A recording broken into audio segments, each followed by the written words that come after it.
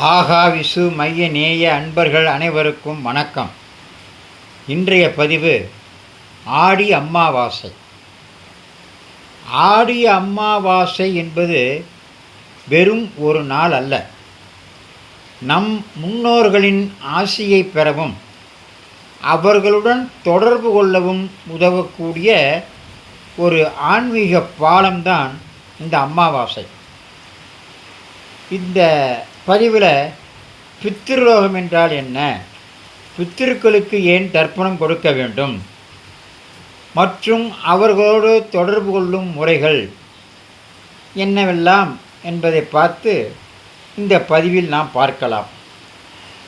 அவர்களை மறப்பது, அதாவது முன்னோர்களை ஆடி அமாவாசை நாளில் ஒரு சொட்டு நீர் தெளித்து உங்களை மறக்கவில்லை என்று சொல்லுங்கள்.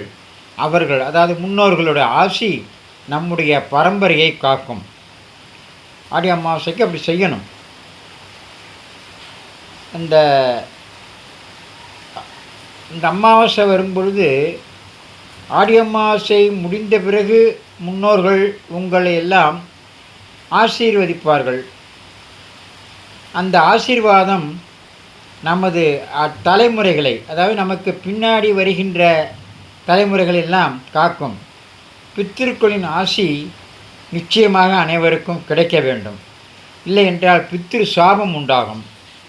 மண்ணில் நாம் வாழ்வது வெறும் தற்செயல் அல்ல. நம் நரம்புகளில் ஓடுவது நம் முன்னோர்களின் இரத்தம். அவர்கள் இல்லை என்றால் நாம் இல்லை.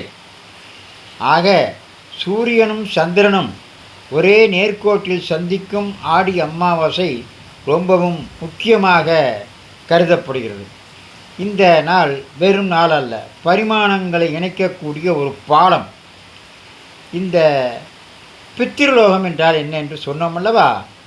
ஏதோ தூரத்தில் இருக்கும் உலகம் அல்ல, நம் எண்ண அலைகளுக்கு மிக அருகில் இருக்கும் ஒரு நுட்பமான ஆற்றல் மண்டலம், எனர்ஜி ரீம் என்று சொல்லுவார்கள். இந்த பித்திருலோகத்தில் அவர்கள் நல்லபடியாக இருப்பதற்கு நாம் அவர்களுக்கு எள்ளு தண்ணீர் தர்ப்பணம் ஏன் கொடுக்க வேண்டும்? தர்ப்பணம் தான் கொடுக்கணும். கருப்பு எள்ளும் தண்ணீரும் அவர்களுக்கான உணவோ குடிநீரோ அல்ல. அது அவர்களின் ஆன்மாவிற்கு நாம் அனுப்பும் அன்பு செய்தி மற்றும் நன்றி உணர்வு தான் இந்த கருப்பு எள்ளும் தண்ணீரும். ஆக ஆடி அமாவாசை நாளில் இதையெல்லாம் நாம் செய்து முன்னோர்களோடு நாம் தொடர்பு ஏற்படுத்தி கொள்வோம். இது இன்னொரு விஷயம் என்னவென்றால், திடீரென மனதில் பிறக்கக்கூடிய அமைதி, காகத்தின் வடிவிலிருந்து உணவை ஏற்பது,